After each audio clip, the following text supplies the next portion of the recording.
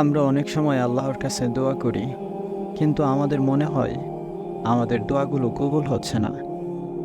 আসলে আল্লাহ সবসময় আমাদের দোয়া শোনেন, কিন্তু আমরা কেন মনে করি যে আমাদের দোয়া কবুল হচ্ছে না?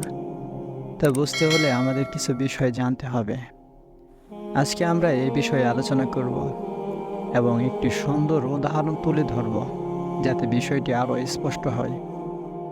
তাহলে দেরি না করে চলুন শুরু করা যাক। আল্লাহ আমাদের জন্য যা ভালো সেটাই দেন। আমরা হয়তো তাৎক্ষণিকভাবে কিছু চাই, কিন্তু আল্লাহ জানেন কখন আমাদের জন্য ভালো সময়।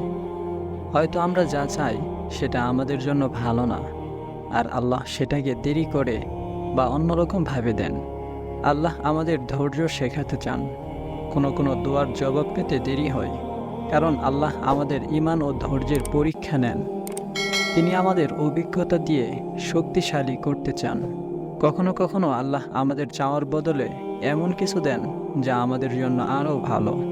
উদাহরণস্বরূপ, হয়তো আমরা দুনিয়াবি কোনো কিছুর জন্য দোয়া করি, কিন্তু আল্লাহ এর বদলে আখিরাতের জন্য আরও ভালো কিছু সংরক্ষণ করে রাখেন। এবার চলুন একটি উদাহরণের মাধ্যমে বিষয়টি আরও পরিষ্কার করা যাক। একবার এক ব্যক্তি মরুভূমিতে ভ্রমণ করছিল। সে আল্লাহর কাছে পানি চেয়ে দোয়া করল, কিন্তু তখন সে পানি পেল না। সে হতাশ হয়ে পড়ল। কিছুক্ষণ পর সে একটি বড় গাছের নিচে গিয়ে বিশ্রাম নিল। সেখানে সে একটি পানির ঝর্ণা পেল। তখন সে বুঝতে পারল আল্লাহ তাকে সেই জায়গায় পৌঁছাতে চেয়েছিলেন যা তার জন্য নিরাপদ এবং ভালো ছিল।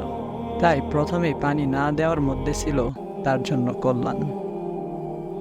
সম্মানিত দর্শক, আমাদের সবসময় মনে রাখতে হবে, আল্লাহ আমাদের দোয়া শোনেন।